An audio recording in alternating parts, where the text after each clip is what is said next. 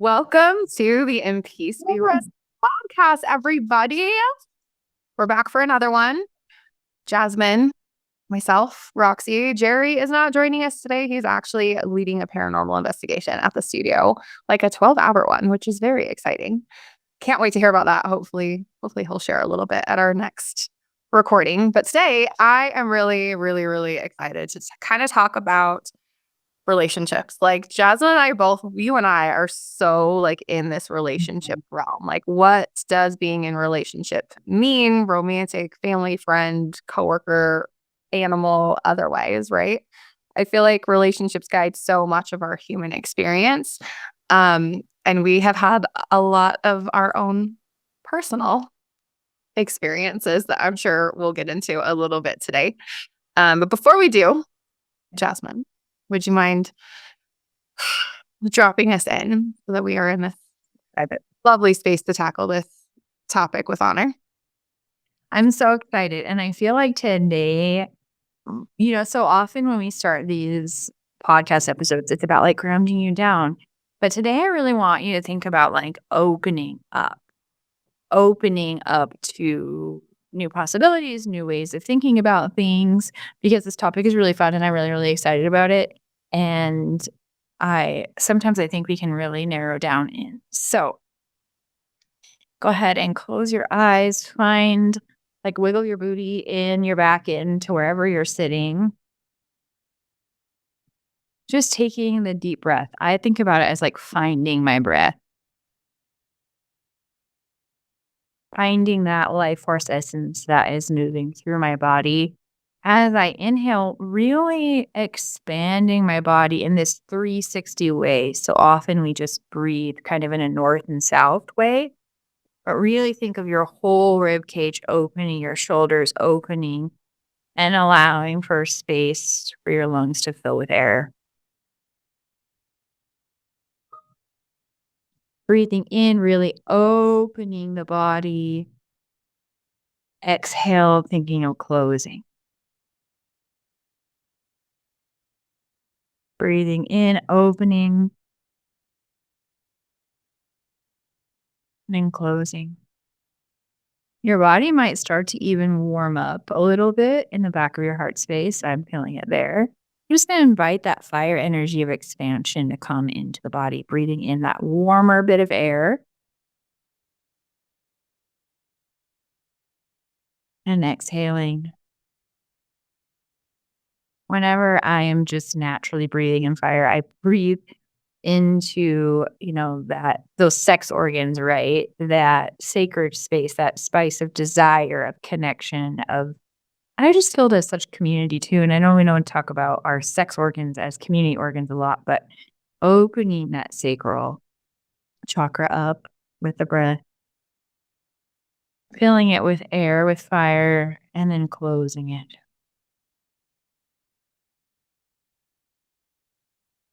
Opening the hips up and then closing them. Placing your hands anywhere that you can place them with your palms up.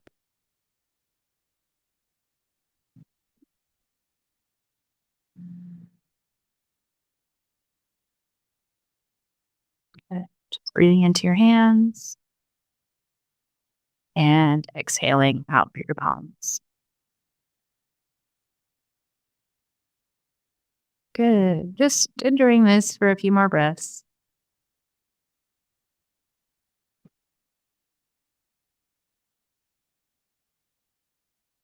Good. And you can come back to the space. I'm sorry, I had something dinging in the background. I'm just going to mute it real quick.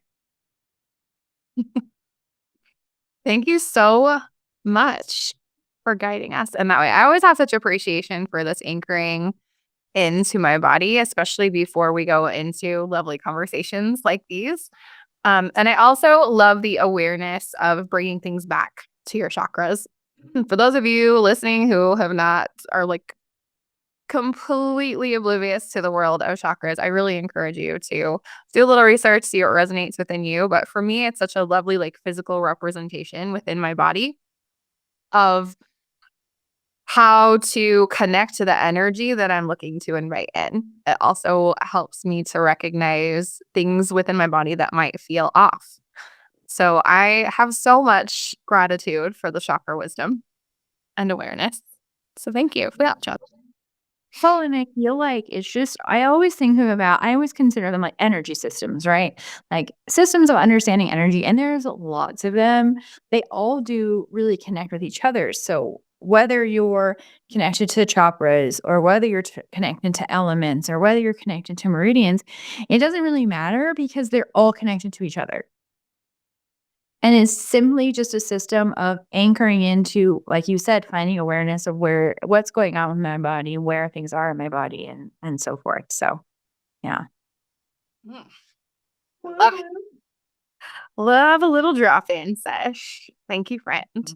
Well, I am really excited to talk about this idea of relationship. And I love that you kind of went to the sacral chakra space, which is like typically associated with like passion and fire and like, sex organ time. Whoop, whoop, a little bit of. Yeah. So obviously we tend to connect those more with romantic relationship, but I love that you connected it to community. So will you speak to that a little bit? What that means for you? Yeah, that was really interesting. I never had really thought about it in that way before. I had never, which is why I said that when I was like, oh, and community. I'm like, oh, this is fun. And Roxy and we are channels, right? So what does it mean to be a channel? I guess is where we start this conversation. When you open, when you allow for connection to source, to creator, to universe, to whatever the hell it is that you think is up there, whatever you think it is that is outside of yourself, that's guiding you, that's showing you a way, is talking through you. And so I have like learned so much to just kind of trust that. And so I was just hearing this word community and I was like, okay, you're saying community now. And I think it's something to kind of unpack. Why? Why did community come out for me just right then? What does that feel like for me? And I think the beginnings of that is really the essence of the topic in general that we wanted to. So let's just go ahead and open that up. So Let's go. a few days, weeks, I don't know. Time is irrelevant. It only anchors us into some less sort of chaotic way of living. So a time in the past besides now, not so long ago. It was like last week, I think. I did a session and I was out with a lady and not her horse, but a horse that she was helping someone with. And this horse's name is Willow. And I really had some different intentions when I went out with this horse. And I really just wanted to like anchor in. And I was really feeling like I just want to listen to her. Oftentimes people call me out to go to their horses because they're having a particular issue or the horse is having some medical problems and they want me to look at them and help them. Well, that was not the case for this one. I just wanted to go out and hear her. And when she started talking to me about monogamy, I was floored. I was like, what? Again, come again with this? Why are we talking about monogamy? And it was really, I think it's so easy to go to the place of like, so often when this topic comes up, you come into a space of like monogamy versus like polyamory. And then we get into this like polarizing thing. But that's not what she was trying to share with me. She wasn't trying to sway me to be any different. What she was sharing with me is that monogamy is very different than the way she lives her life. She lives her life in a herd where everyone has roles and no one is your everything. And that really, I feel like ties so much to the community space that I was speaking to as we were opening up in the beginning of the podcast. Like, what does it mean to be open, like have this open heart and freely move through community? Because we put so much emphasis, I feel like, in our world on your partner, like that one person that you love above. And I even think back to when I was a kid, and I don't know, maybe I was just like a horrible person, but when I was a kid and you were with your little friends and you're like, but who's your best friend? And I feel that even sometimes in my life now, I think we always want to label as someone as like the best, the most important, the most loved, and I really do kind of wonder how that has affected our society and also affected relationships. Not because I think we shouldn't be monogamous, because I think it's lovely, but because I wonder how much we've allowed that monogamous view to intertwine in all of our relationships, which are inherently not monogamous. Yes. You know how much I love this conversation. You and I have had many conversations about what it means to be in a relationship. And so much of the work that I do is helping people redefine what these different roles of relationship mean to them. Where did that come from? Did that, like, usually it's passed down from parents, school, church, um, society, right? Like country songs and rom-coms and whatnot. And I feel like it's so far away from really what we want at times, right? We're told this is how we're supposed to feel. This is what we're supposed to desire without really checking in to say, well, does that really resonate with me? Why or why not? And this was something that my husband and I have struggled with our entire relationship. You know, he's a romantic at heart, and I love that about him. I definitely feel like his viewpoint on what it meant to be in a relationship was like a country song, was like the rom-coms of here's my ride or die, my one person who is my everything and above all else kind of thing, and as lovely of a sentiment as that is to be on the receiving end of that, right? Of course, we all want to be someone's everything. It feels so validating. It makes us feel worthy as a human, especially within this relationship. I matter. I'm valuable. I have something to offer, right? And on the flip side of that is this enormous pressure to be this person's everything. And when your partner is in the depths of despair, when they are really struggling with something that you cannot help them, you go from riding such a huge, extreme high of being this person's everything to an incredible failure of not being able to help them with this thing. And not only does that feeling come from you, I think that feeling comes from them too, because they expect you to be the one to help them fix it. And that causes a huge strain in relationship. And I feel like that's true, like you said, not just in marriage, not just in romantic partnership, but also in this best friend role, right? Mhm. And every relationship role, we can look and say, as my parent, this is how things are supposed to work. Yeah. And now, and to me in particular, is so interesting because when we look to raise our children, we always say it takes a village. Like no one person can do it. So it's fascinating to me that as we grow and we find ourselves in a romantic partnership, when did that shift from it takes a village to allow someone to grow and nurture and experience the world? So you hit a certain age and like, oh no, now you only need one person? It's Yeah. fascinating. It is. It's so fascinating to me. And I feel like where does that come from? Where did that transition happen? And while you were talking, it was like, oh, there's so many things to go to in this place. While you were talking, I had like four things I wanted to say while you were talking. Like, I really wanted to, I think we'll just start pointing out this place of obligation and expectation in relationships. And I feel like if we go down this why 5 times path, well, why do we feel obligation and expectation in a relationship? Because we want them to be a certain way. We want to feel safe in a relationship. We want to understand what we're walking into, right? We don't want to walk in blind, not knowing. So we create these expectations. Our egos protecting us create all these things for us so that we can have happy, healthy lives. Well, how is that going for us?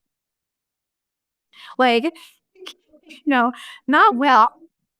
It's it's taking us on a ride, which is so lovely, but, like, also, okay, now we have to make even more questions. And then something that I really heard from you when you were speaking about this everything, being someone's everything, and we have talked about that so much. How do you cope with feeling like someone is your everything and then also being someone's everything? How do you manage that? Especially like you said, when you are in despair.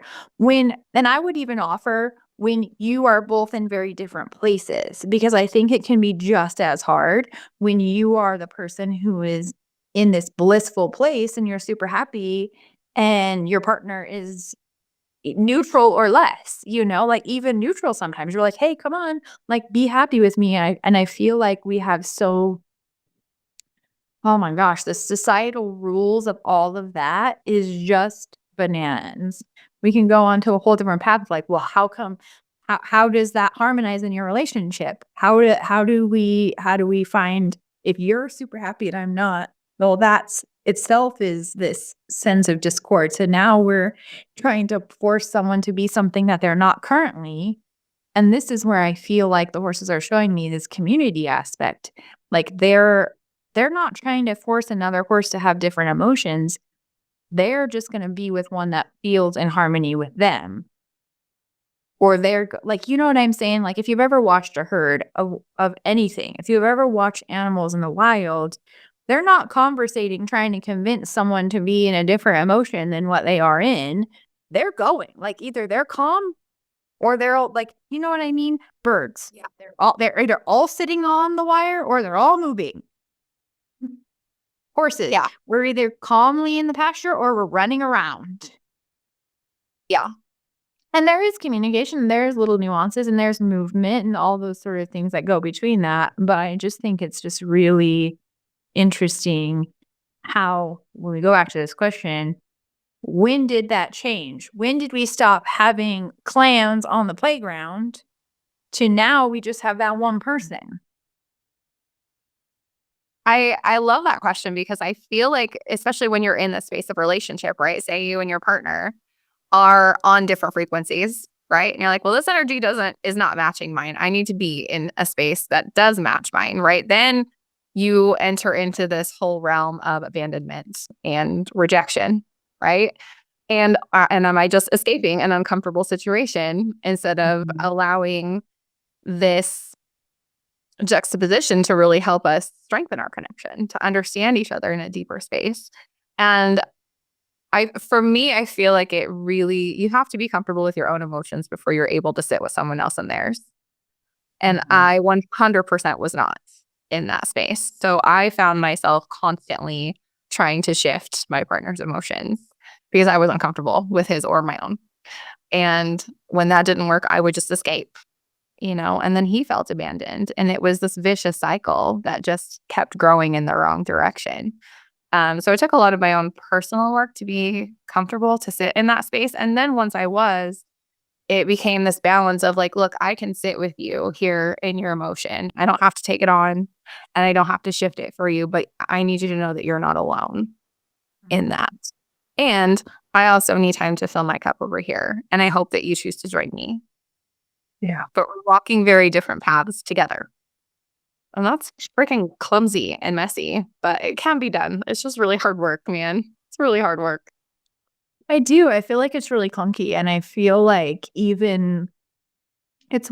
feel like this is one of those topics that doesn't get talked about as much because it is so clunky. And it is so hard to start to open to this idea of like, how do I create this lovely boundary of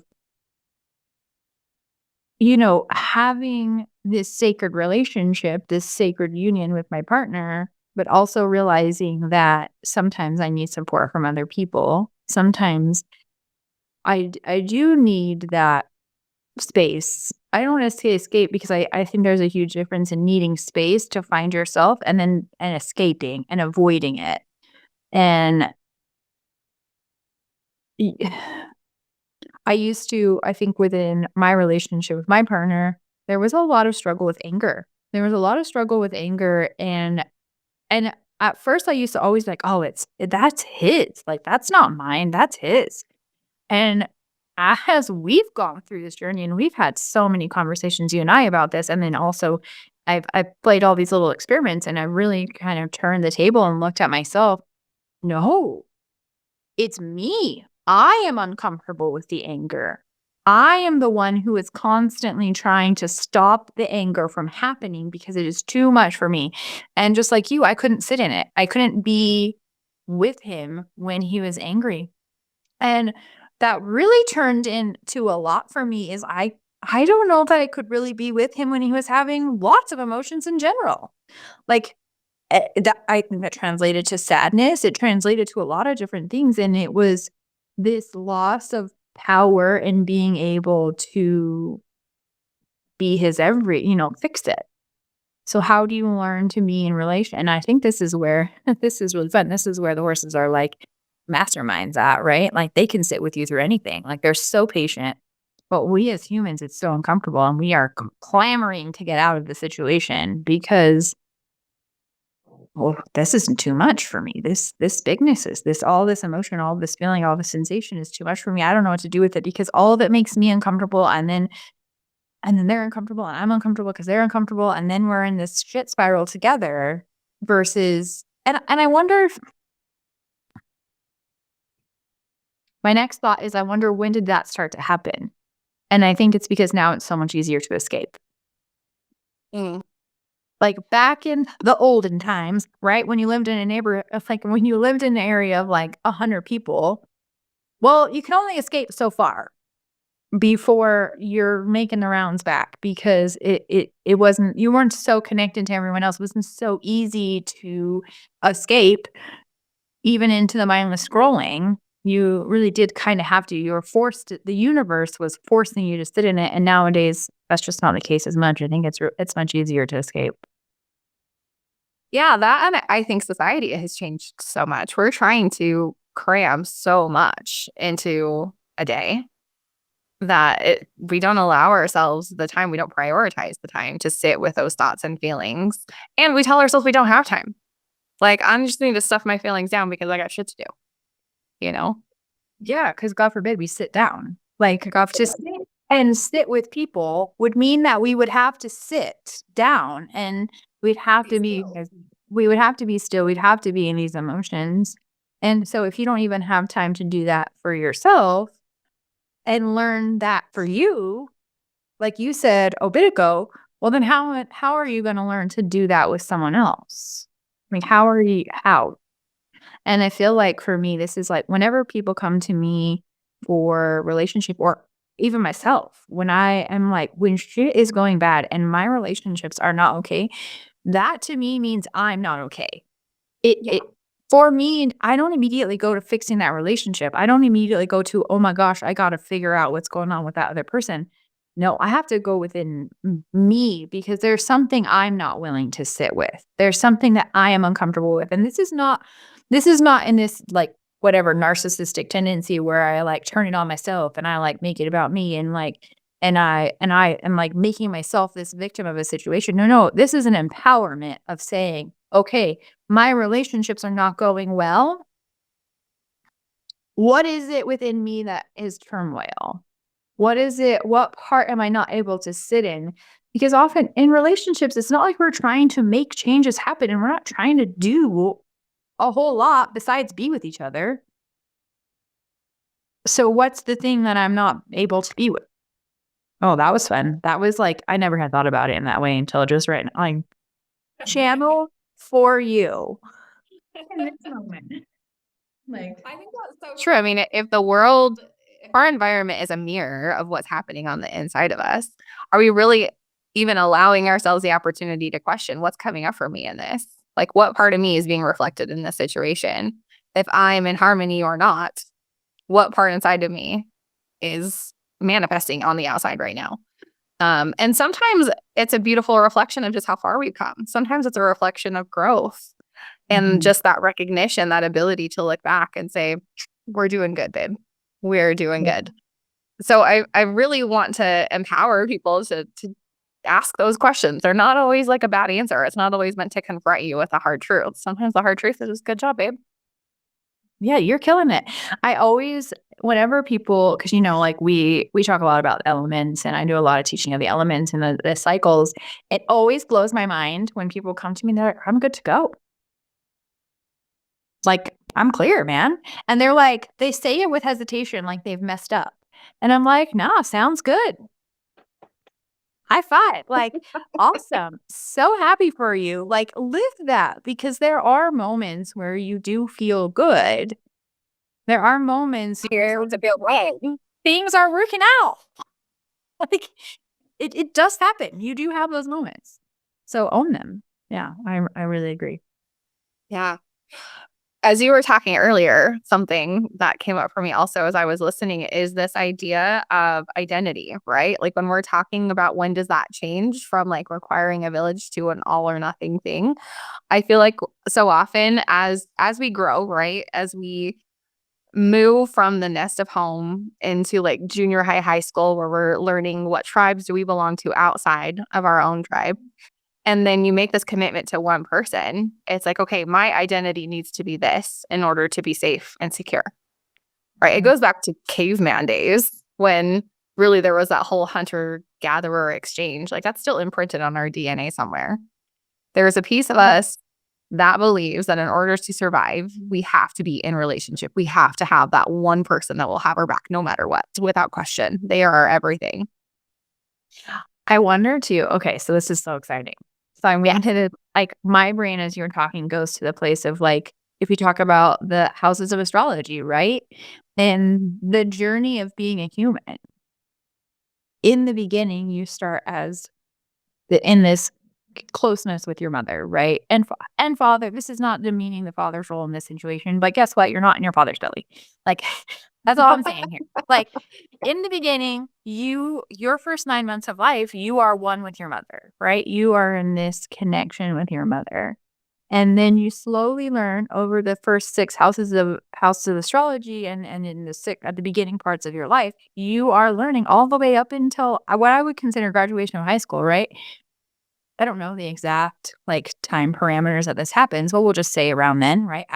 Late adolescence. You are learning to be separate. You are learning to be not separate. You are learning to be, I exist. And then I'm not my mom. She's not me. But like, we still feel a lot of the same things. Okay. I'm not my brothers and sisters. And I'm starting to learn that I am separate from everyone. Okay, so we're always learning the separate things. And I feel like that's really, at least in my opinion, what it's like to be in junior high. I'm not them.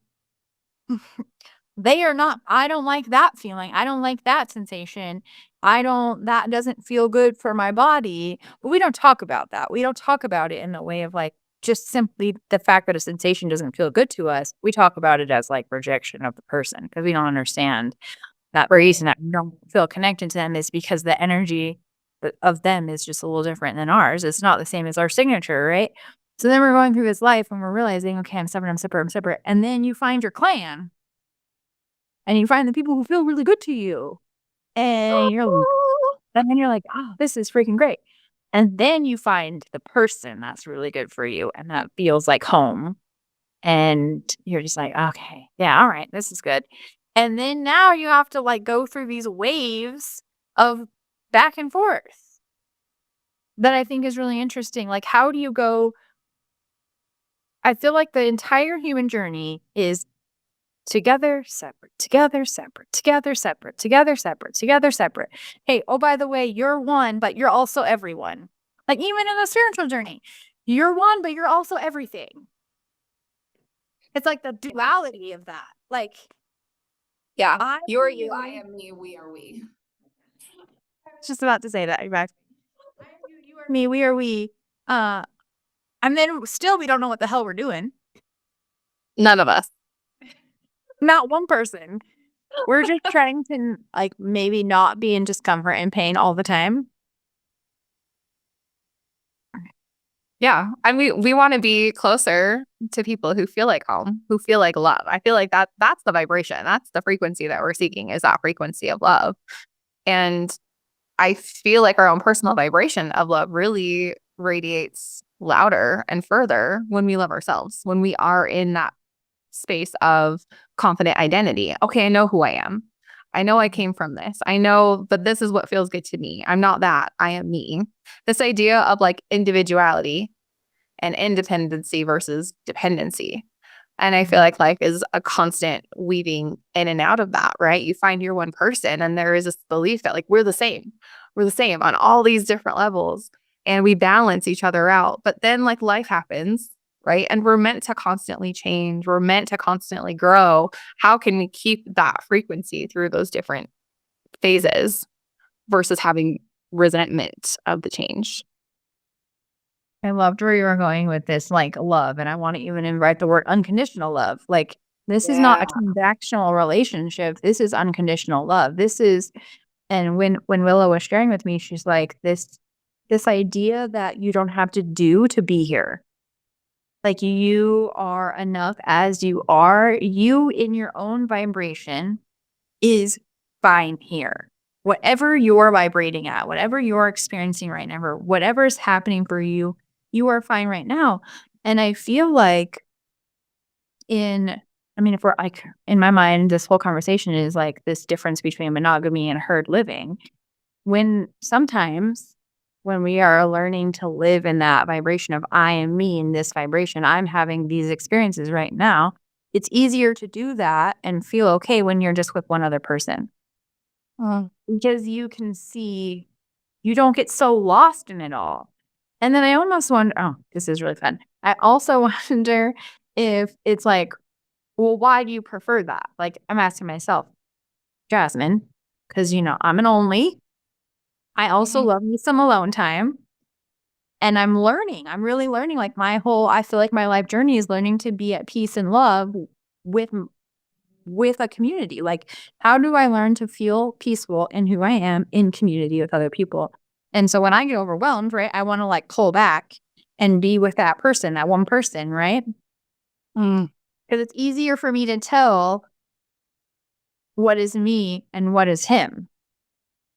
It's easier when it's just one person. But then you get into this whole ball of people who are feeling like it's easy. I mean, even when we think about meditation group, right? Oh, it's so like I feel so seen and heard at meditation group. We hear that all the time because we've got everyone in this one vibrational space. So you've come in with your stuff.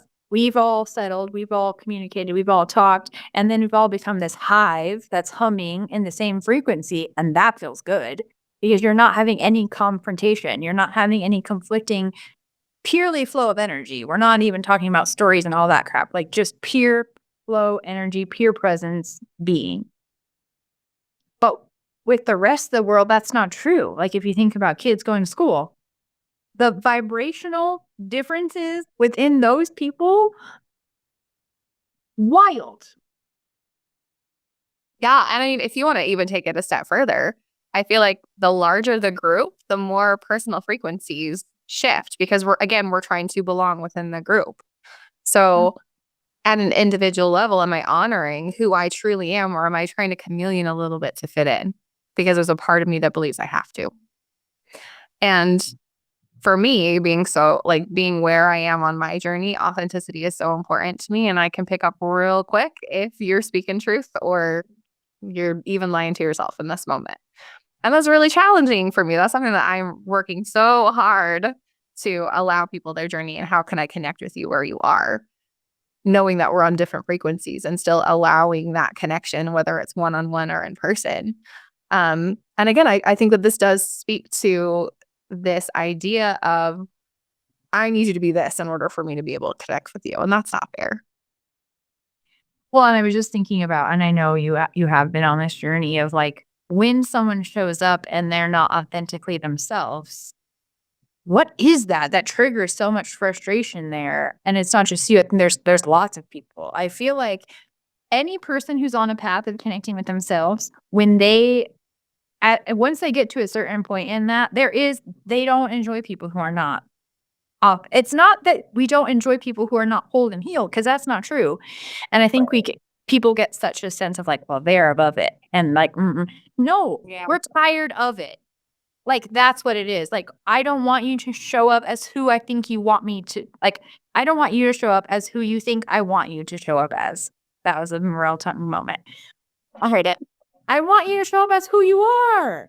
Like, just come here and be you, boo. Like, don't try to be someone else. Don't try to match my vibration, because we can sit next to each other in our own little bubbles and we can be okay. Like, don't come at me with, because then it starts to fuck with your intuition, I think. And that's why I feel like we really struggle with that when we have in partnership a person who is separate and they're having their own thing. And this is, I mean, if you get into like why divorce rates are so high, why people cheat so much, I feel like this is it. This whole idea that we're talking about isn't so much that people don't want to be monogamous, because I don't think that's necessary. I mean, I think there are a group of people and that makes them very happy, and no judgment. Live your life. But I do think that humans are inherently monogamous people, and I do think that they like they like to be in common vibration with the people that they're around.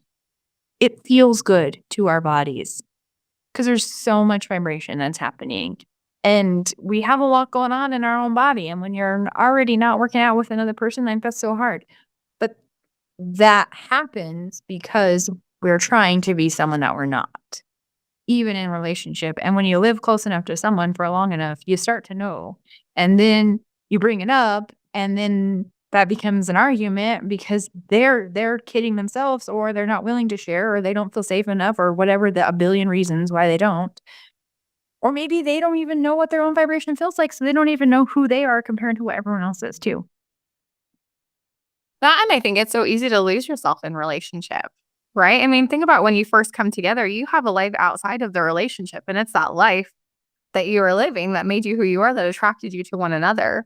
And then you come into a relationship, and then if your whole life becomes one another, that thing that sparked the interest is gone in the first place, right? I feel like in every relationship, it is so important to have relationships and like outside of the relationship, because that's what you bring into it. That's the energy that you pull into it and you get to share, because you're vibrating at that high space of these joyful experiences, not to have them without your partner, but to share them with your Yeah.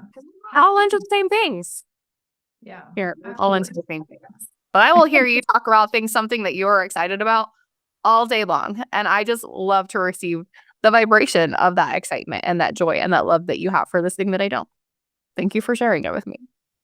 I so agree. I so agree. If you come into it, like, I think about like the happiest moments I've had in a relationship, it hasn't always been that I love exactly what you love, but it's like you can feel that love from that person. I was listening to a book today, and she was talking about like openness of mind and freedom to be, and that feeling when you are with someone and you can just feel that openness to be whoever you are, and you can just let your mind go, and you don't have to control, and you don't have to think about how you're going to say something.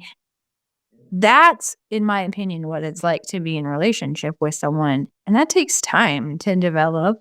And I feel like there's different levels of that, just the same as there's different levels of meditation, right? Like, there's safe spaces to start to develop that, where you can go into a community and you have less stories and less past and less hurt with them. And you can find that space and you can do it with training wheels. And then you can take that and you can just try to do this in other communities. And then eventually you're going to be to a space where you're at peace, where you get to rest in peace, right? Where you get to be in peace wherever you are.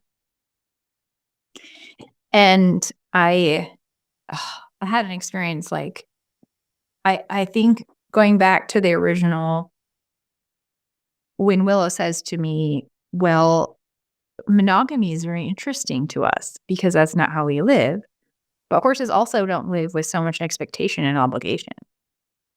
Horses live in a space where they're able to be because they haven't taken on all of that. And that's why I love them so much. That's why I love being with nature. The trees don't have expectation. That's why people are so drawn to that place and those spaces. That's why we get so much healing from that kind of situation, because you're able to go and you're able to just be who you are. And when I was at the summit this last time ago, I'm not even going to go into that whole thing again, but it was so beautiful because, and my favorite part wasn't because I learned so much. It wasn't because there was this earth-shattering information, but it was because I was able to go into a room of 250 people and not pretend to be someone different. I was able to walk in to a herd and know the herd was safe. The space that I had walked into is safe, and I could have a free mind, and I could freely speak in the way that I wanted to because it was community. It was my community. And my community is not the best community. My community is not the only community. Everyone has their communities. Just the same as we talk about, my best friend, my husband, my person. I think communities can get like that too. And then we get into these disputes about racism, about equality, about, all of what we're hearing right now in the world. I think that's just a further on version of the monogamy that we want, because we want this to be the community, because again, we just want everyone to be on the same vibration as us. Yes. Yeah, it's so interesting to think about it in terms of that. And again, I feel like there's so much emphasis on trying to get everyone to change to our energy, to be where we are, and then we in turn spread our own energy so thin because we're trying to send it out everywhere other than where we are to get them to match the space so we can feel comfortable in all the spaces. And then it feels impossible to be in any of them because we don't feel whole. Our minds are elsewhere. Yeah. And it's funny, I just had this conversation with my 12-year-old the other day. She's also in junior high. 13. She's 13. Hi, my 13-year-old. But junior high is like a really challenging time, when you're taking on this completely different schedule and all these new people and all this work and these expectations. And it's exhausting. It's overwhelming.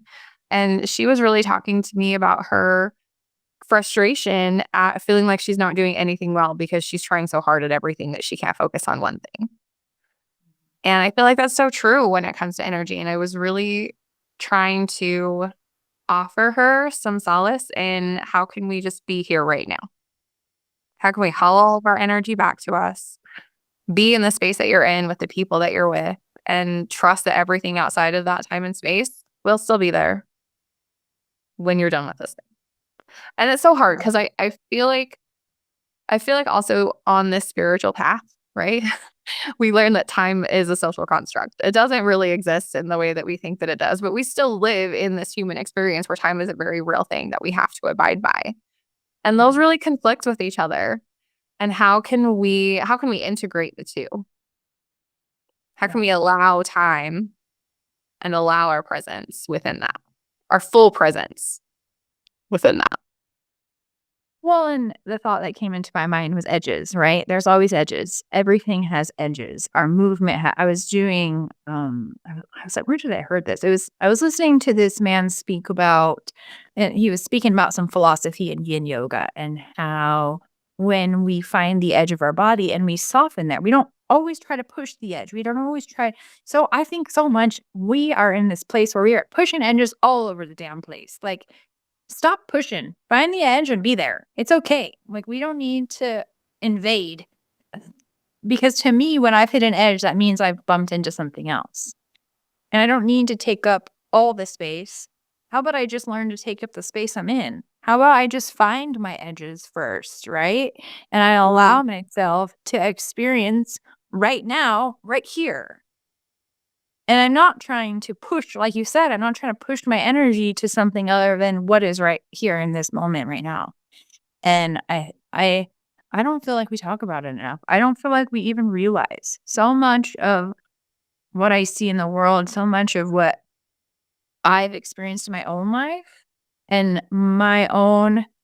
I mean, ultimately, I come on this journey because I was unhappy. Ultimately, I came on this journey because I was everywhere all the time.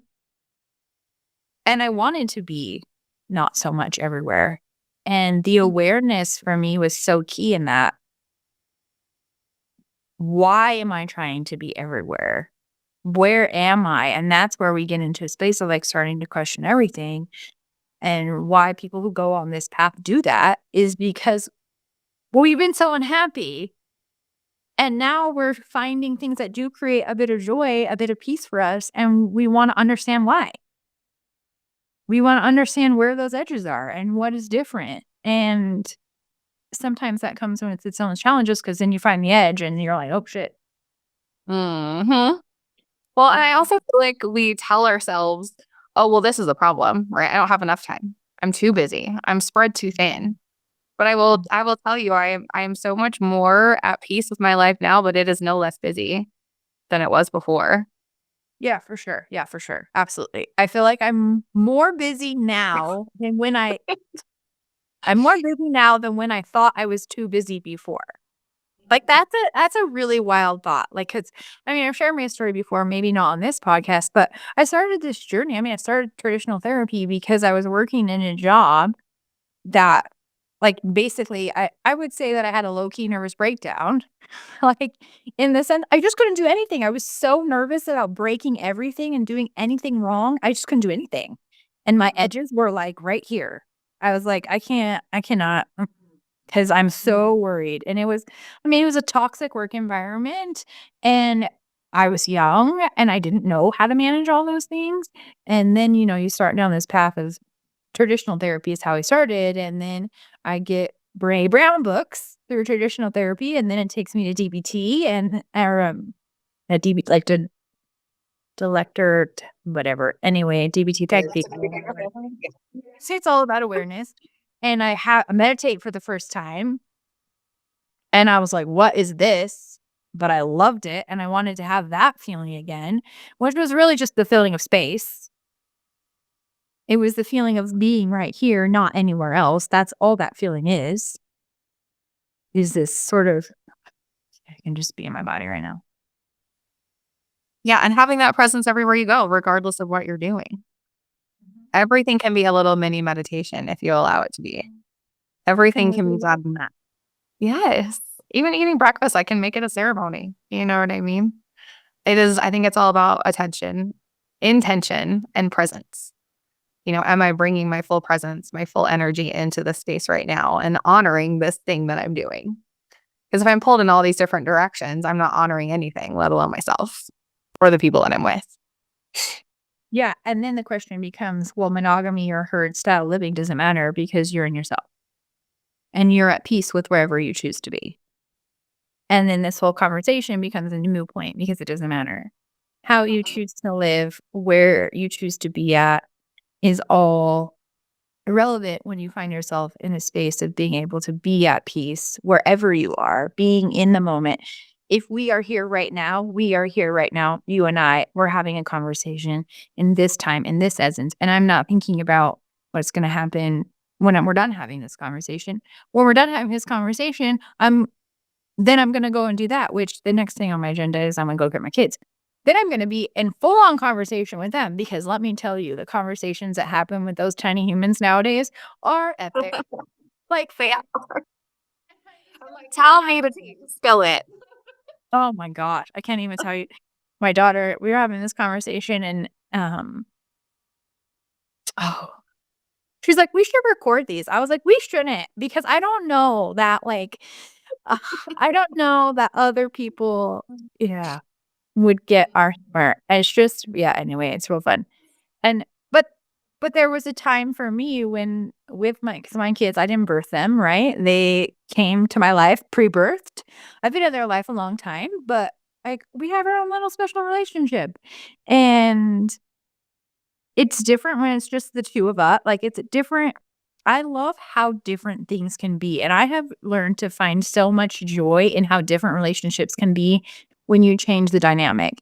So when it's just me and my daughter, or just me and my son, or when it's just me, my daughter, and my son, or when Parker's with us, or when it's just me, Bridger, and Parker, or if you know what I mean? Like that, all of those different flows, because they're all their own little sparkle, right? They have their own little ness that creates this symphony of music that is our life experience. It's the essence that they bring to the conversation. And when we start to let go of, I need to be in harmony, I need to be vibrating the exact same as someone else, and we start to see that their vibration can enhance our own experience for what it is, then we can learn to sit with people in whatever sensation they're in. Because we start to see that sensation is over here doing this and we're doing this, and that's okay. If you've ever been to like drum circle, like I know you've been to drum circle, but like that's why I love drum circle so much, because like at our drum circles that Allie leads at our studio, like she'll kind of start it and she'll like, I'm gonna hold the beat and everyone else is gonna do whatever they're gonna do. And then there's a moment where not everyone is doing the same thing, but it's just like so beautiful. Like, it just sounds so pretty because there's some people that are going fast and there's some people who are going slow and there's some people who are not even drumming at all and they're just holding this. Yeah. It's the best.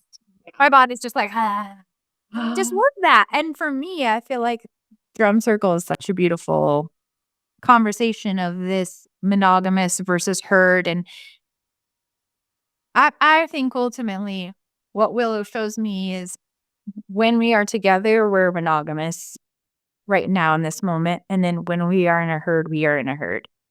And don't try to force yourself to be either one. Yeah. Allow yourself to just, be. It's fascinating to me also how that triggers things in other people. Our ability to just be and to be in peace regardless of what we're doing, how triggering that is for the people that are really struggling to be in that space. That's been really, really interesting for me to observe in people around me. And at first it was really challenging. At first I was like, oh no, I need to shift for your comfort. It's like, no, like I feel pretty good. And I'm here to hold space for you in that disruption that my peace is bringing up for you. But I am not going to sacrifice my peace. And I'm curious so when you are exploring this, right, and you're being new in a piece, I'm curious, did you have that moment? Because I did. I had this moment where that does it trigger other people or does it trigger me to be at peace with someone, like to not change for them? And I feel like it probably triggered at the beginning. I think it triggered me a whole lot more. And then I had a recent situation where I came in and I was like so secure in the conversation. Quite frankly, I was a little thrown off guard that the other person wasn't.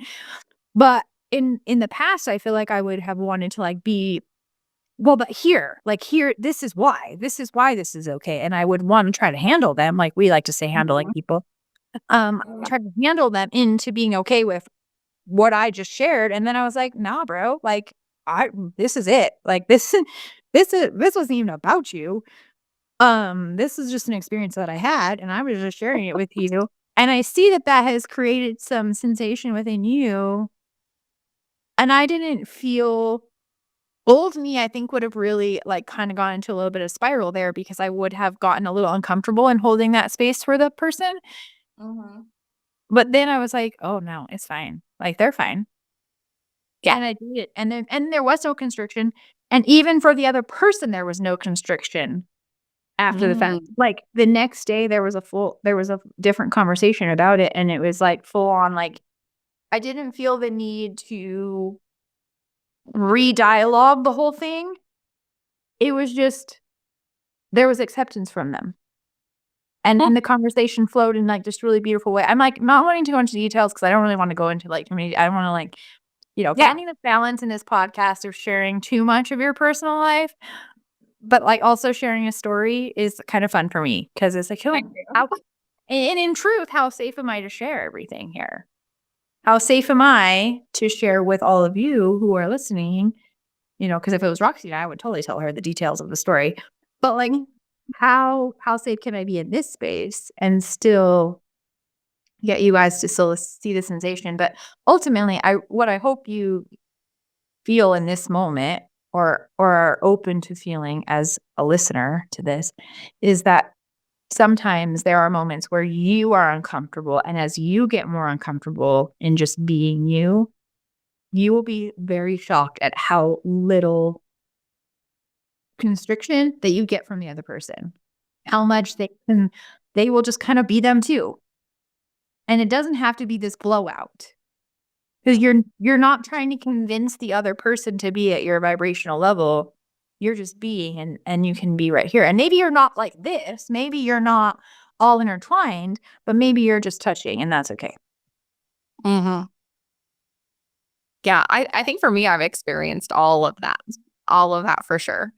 I've even had relationship that has come to me and said, it is unsettling how much at peace you are about this. I need you to be frantic about this with me because that would then validate their experience. The words aren't always enough in those situations. even though I can say, like, yeah, I see you. That's super valid. I totally understand why that is coming up for you. It's not the case for me. And I'm not saying that out of judgment, but it's like, it's interesting the things that we require in relationship in order to be seen, to feel seen, to feel heard, to feel supported and validated. And that always comes up for me when I'm feeling that way towards another person in relationship. It's like, okay, again, we love each other. We're on the same team. We want the same thing, right? So how can I soften the way that I think I should receive it and be open to what they're giving me? Yeah. That has been such a huge awareness that has been necessary for me in every single relationship. Yeah. How do you be without hope? And all of it, no matter what side of that story you're on, whether you're the person or whether you're you, like, it doesn't matter. It's all in the sense of, okay, I just got to be me.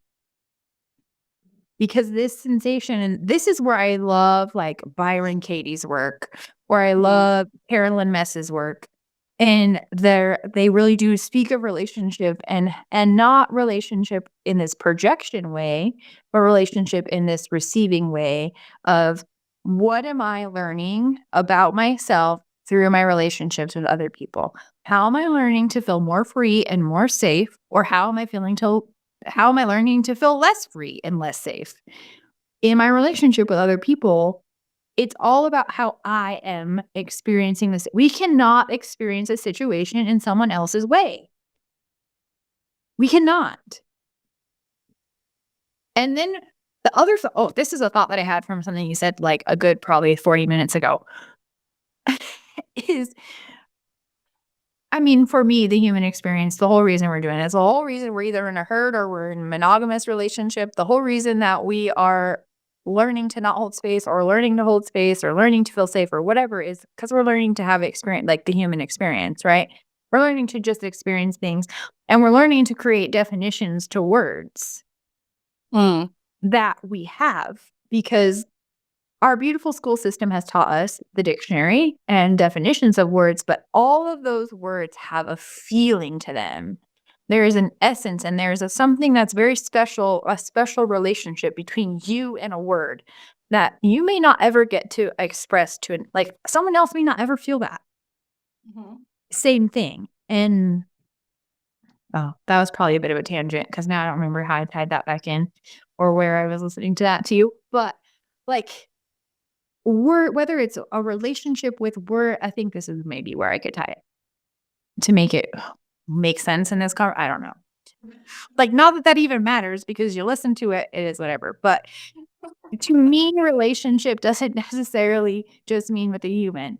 To me, I have relationship with the words. I have relationship with the trees. I have relationship with every single thing because there is always it and me.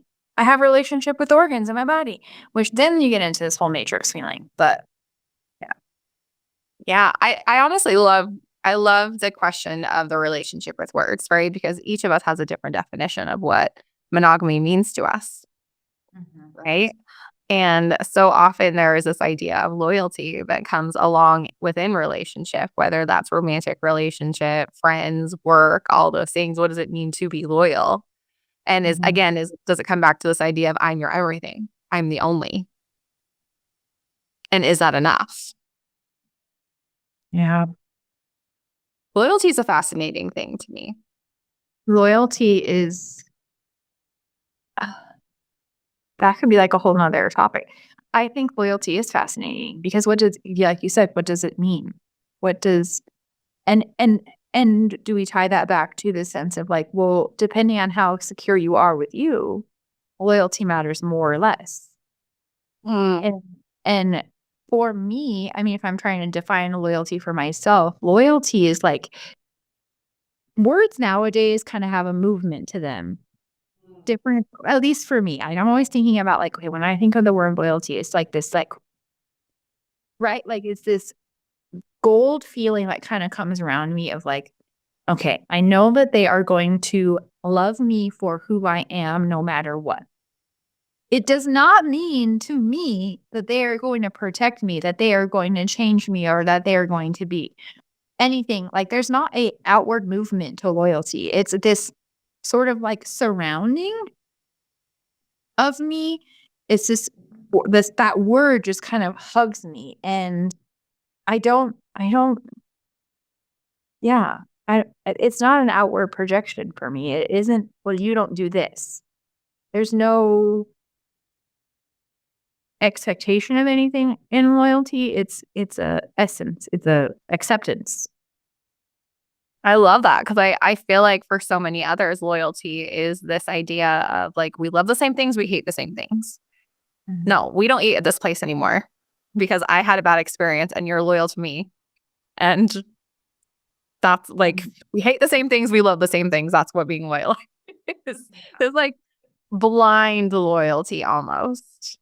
And what I hear you talking about more is the idea of unconditional love. Like we can love different things. We can hate different things. That's okay. But like I'm allowed to be me, and that's not. I can love or hate whatever that is, and you're not going to think any differently of me because you love who I am, and this is part of who I am. Yeah. I feel like the only thing that makes there's a little bit more of like a stand by me kind of feeling. Unconditional love feels like a sharedness, Mm. like it's a intertwining. More so, it's like, "Ooh, I really love the feeling that you're feeling." Where loyalty is like, "I may not love the feeling that you're feeling, but I will stand." Like, I love this. I feel like we could do a whole episode of like, what do words feel like to you? Because, I mean, we've learned a lot about this within our relationship, I feel, and there's been so many different dynamics to a word that I've learned in us talking about words and like what they mean to you and what they mean to me. Then, I mean, there's whole languages. Like there's so many different languages. Words are just simply created so that we could try to describe our experience, but we can never truly know. I mean, that's not true. I think we can know that someone really sees us, and that's when we get into like why we would even be drawn to a monogamous relationship with someone. But yeah. Yeah, I've always had such appreciation for those conversations too, because we do come to those conversations with this idea of openness, not for either one of us for our definition to need to be right, but we allow ourselves to question our own definition in that of like, that's really interesting. I never thought about it that way. I'm going to process that and then come back to it. And we can have the same conversation for like a week on end because we're constantly sitting with the question. That's like, those are some of my favorite conversations, Jasmine, because I'm like, holy shit, I didn't even know what love was. You know what I mean? Yeah. I mean, it's really like if we're, listening, like this is the reason we decided we wanted to do a podcast because this exact conversation, like I agree with you. I feel like and this is, how do you feel? Say the reason, one thought at a time, Jasmine. Sometimes I get these moments where I have like 17 thoughts that want to come out all at one time. And it's like, hold on, let's get in line, everyone. Children in kindergarten, one at a time. One at a time through the door. I feel like the reason that we can have these conversations is because there is such trust. There is this sense of, I mean, loyalty, really. Like, if you want to put a definition to a word loyal, like, that's what I feel like in our relationship. Like, there is this, you are you, I am me, and you can do, like, I feel pretty ride or die, but I may not feel the same way as you about it. Like, why? But I also can share that. I'm in a space where I can share. And when you get this blend, again, our lives are not the exact same. We're not always going through the exact same thing, but there is this sense of, I don't know, maybe purpose, or our bond is that we love to understand ourselves. And that's how, I mean, I think that's how you find community. And then you can go into Carolyn Mess's work, and then we can discuss the fact that we have contracts with each other before we even came here, and that's a whole fun thing. Well, I love that you spoke to like, what if our bond is just to be able to understand ourselves better, right? Because we really can't. I feel like so much of understanding yourself is having conversation. And before you learn to have conversation with yourself, you learn to have conversation with others. And if we don't feel safe to really share our truth or question ourselves to another person without judgment, we may never allow that conversation to happen. So I do feel like our community does need to like match that frequency. That's what the frequency is. It's safety. Well, and as you're talking, I'm sitting here and I'm just like, okay, so you have this conversation with yourself. Like we've all had thoughts, right? We've all had these little thoughts. And I think a really profound one within our relationship is we both have had thoughts where we don't remember a lot of our past. Mm. And we both had thoughts of like, well, what that's scary because if we dig into that, well, maybe it's a big dark dragon magic monster thing. Not that dragons are monsters. But Not that not you guys are monsters. Anyways, so but when we were able to share that with each other, it was so freeing to be like, okay, it's not just me. And when you get that courage to have that inner dialogue come to the outside, the confidence that comes with that is incredible. It's incredible because again, like you said, I found trust in the harmony of my community that I will be safe to share what's on my heart. I will be safe to put out there what I'm feeling. And then when you do that, when you finally get the confidence to do that, like you've had these little conversations, you've had some experiences with people, and then you really put yourself out there, it's like, holy shit. Like the whole world is like it restores your faith in humanity, really. it does. That's when you start to see yourself in everyone else and everyone else in you. And then we get to oneness. Just to like bring it full circle here, there is that epiphany of I can be me and you can be you. We can allow each other to coexist as individuals and as the same. It doesn't make sense. I feel like listening to this, we probably sound like we're stoned, but it resonates so deeply within me because my favorite part about interacting with other humans is I can hear your soul through everything, through the words of your human voice. And I can hear your soul saying all the things that your human self isn't hearing. And I get to reflect that back to you. And if you're ready to receive it, it's this beautiful like expansion that I get to bear witness to, whether I get to see it through or not. And if you're not ready, that's okay. Like I get to plant this little seed for you. And maybe sometimes that makes me the bad guy. But I'm happy to play that role for you.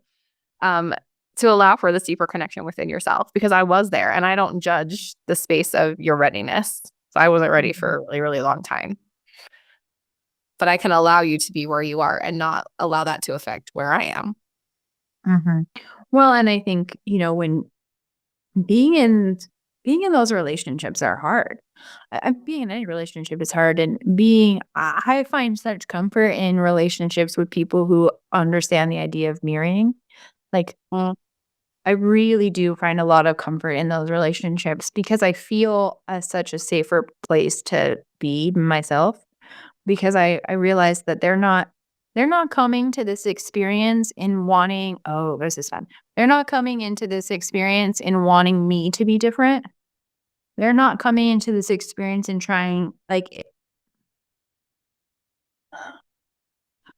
they're coming into this relationship with me for this like mutual gain. And I said, oh, because this morning I was in meditation with the horses and there's this idea that I've been kind of mulling over of like, we talk about the drama triangle and a lot of times when we are on this path and we're body workers or healers or whatever coach, blah, whatever it is that you do to help other people, we can go into a relationship thinking, well, this is this, da, da, da, da, da, da. Like we just see, right? You were saying, like, I can see where your compensation, I can see where your walk is wrong. I can see, like, I see all these things. And I feel as I've evolved on that path, I don't look anymore. But at the beginning I was looking because I was like, I want to know. Like and it wasn't in the sense of I wanted you to be wrong or I wanted you to be broken. I wanted to see you. I wanted to really experience you and what you're experiencing And in meditation this morning, Helga always is kind of showing me, and I had a situation even yesterday with a client and their horse where it was like this fussy feeling, like, don't fuss over me.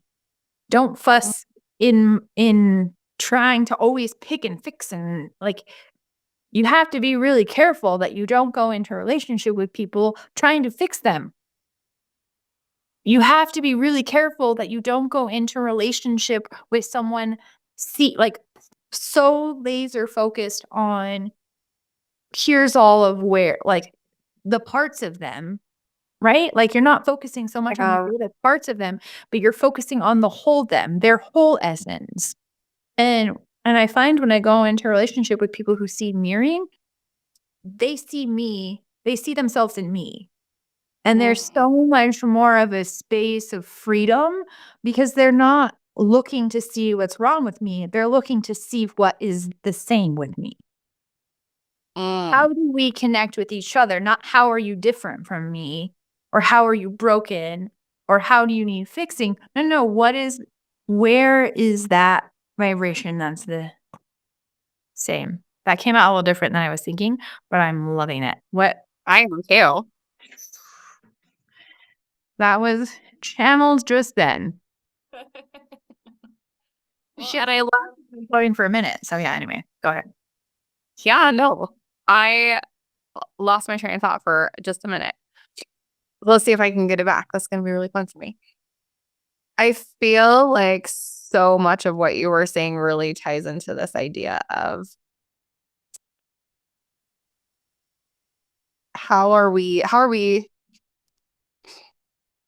who am I and who can I be that with? And also this self-awareness and where am I allowing myself to be? Because yes, we can feel from other people if they are trying to change who we are, if they're trying to shift us, and that feels like this very needy, icky energy that makes my whole body constrict, as you can see. But there's also this awareness of like, okay, they're trying to get me to be something else for them, not for me. So I can like release that attachment. Yeah. I can see you for where you are and still just be, and trust that if that's not what you need right now, that it'll naturally fall away, and I will leave you with love to make space for those who can allow me to be, and I can allow them to be where they are as well. Yeah, absolutely. And that's why I love Carolyn Mess's work, is because she talks about contracts with people. And, when we're in this place, in this, like, before we come here, upper plate, I'm just going to put my hands up, like up. Before we were here, she really speaks of like, you have this soul family, you have this community of people, like these essences that you've been through. And I believe in reincarnation. I don't pretend like I know. We've been through many lifetimes together, whether you've chosen to come into earth or you haven't, whether you've stayed an angel in heaven places or you haven't, maybe you've been whatever. I'm an honest, I believe all things, whatever. So wherever you came, wherever you were, wherever your soul was before, there is this group of souls, and you have decided to come to this earth place to learn about a lesson. Like, you've not come here to learn to open a yoga studio. You've not come here to learn to do things. You do things to learn to be a thing. You do things to learn to be a thing, is what I feel from her. And we have all these contracts with people that we're going to help them, and they sound lovely in heaven or wherever we are before. Yeah. I'm going to teach you to unconditionally love. Well, sometimes there are people in that contract that are going to show you what it's like to not do that. Sometimes you have contracts with people that are a little more intense and that are not full of rainbows and kittens, that are hard. And I know that I have those because I have a bit of a fiery personality, just like you. And sometimes it's not fun, and sometimes it's hard. And I have to, you got to get into that sense of you're not everyone's cup of tea. And don't be offended by that, because you are a lot of people's. And I think this world needs a little more of, hey, you're just not their cup of tea, and it's all right. And they don't hate you. You can send it off with love. It's just we're not the same vibration. And that's freaking fine. It is fine. It is fine to be different, and it is fine to not love everyone. You don't have to hate We're not me. supposed to. We're not supposed to. We can just let people be. And yeah, I've always loved that soul contract of if you're coming into this existence to love yourself, what's the best way to learn that? For you to not feel loved by anyone else. And for your whole soul family to come into this life with you to reject you so that you can learn to love yourself. And usually that's not without consequence for themselves either. They have their own journey. Their journey is tied to that in its own way. And we can never know what is someone's path. Very much so. When I think about any of the relationships in my life that were the most hurtful, like I also see how hurt they were in that same process and their own personal struggle as a result of rejecting me so that I can help live out this soul contract for myself as well. So it allows me to kind of shift to this space of grace and gratitude on a soul level, of course. It took a little bit more time to appreciate that from a human experience, but understanding things through that lens has really allowed me to release any personal feelings of lack, of not enoughness, of unworthiness, and just to appreciate everything as it is. Like, okay, I see your journey. I see my journey. So much gratitude for your role in it. Now I'm really going to take this and run with it. I'm going to embrace this gift that I've been given, this opportunity that I came down here for, and share it, allow it to expand, because that's what I'm here for. Thank you for the lesson. Sorry I had to learn it that way. Let's go. Yeah, for sure. And then I think grace and gratitude are so important, I feel, on a journey. And for me, I'm just trying to learn how to be at peace with people, learning that they can be at peace with me, and I can be at peace with them, and they can do their thing and I can do my thing, and them choosing. I feel I tend to have to release the rejection. That's kind of been my journey more, is I feel that rejection pretty strong. Once I've let someone in and then they choose to roll out, like, that has been a fun lesson that I have got to experience a few different times in my life. And so, yeah, Well, and every time you do, there's like this other layer that gets peeled back, right? Every time you Mhm. experience it, you're experiencing it as a different version of yourself. Yeah. And you can look back on those old versions and be like, okay, I see how old me would have responded to this. It still sucks and it's still really hard, but I see the growth. Yeah. I see where I've not been swayed so much, or not been uprooted, I guess, is probably a better word. I've not been uprooted so much from that. And it doesn't, yeah, I like that you really said it isn't that you're gonna go and you're gonna live a life of no pain or no heavier sensation. Um, it's just you're gonna be more at peace with it. And you're not gonna fight it so much. You're not gonna fight the heavy blanket. You're just gonna kind of decide, oh, maybe this is all right for a minute. Maybe I can just be right here for just a second and I can be in these feelings. Because, emotions don't kill you. Yeah. No. I feel like that's what we come here to experience, is all the weight of all of those emotions. We can't experience joy fully without experiencing sadness and grief and loss fully. Like it is a spectrum. And I feel like that's what we came here to learn, how to experience all of it. So the more we fight it, the harder time we're going to have. How can we just allow it to be and allow those around us to be as well? Yeah. The more you fight it, the tireder you're gonna be. And you're still gonna be in it because you're just gonna be tired versus, I don't know, surrender. But I feel like we're getting nearest our time today, because we both do have to go pick up tiny humans from school. That's true. Mom life. But yeah, I really enjoyed this conversation about the idea of monogamy, of identity, of what it means to be in a relationship. And I really hope that our conversation inspired some of your own personal questioning of your relationships and how you function within those, how you allow them to be. And I'm really curious to see if anything comes up for people in that line of questioning. I hope that ultimately it brings you guys a little bit more peace. And you can carry that peace into your relationships, into your everyday life, and let that expand outside of you. Well, have a good day, everyone. Thank you for listening. Until next time. Bye. Rest in peace, y'all.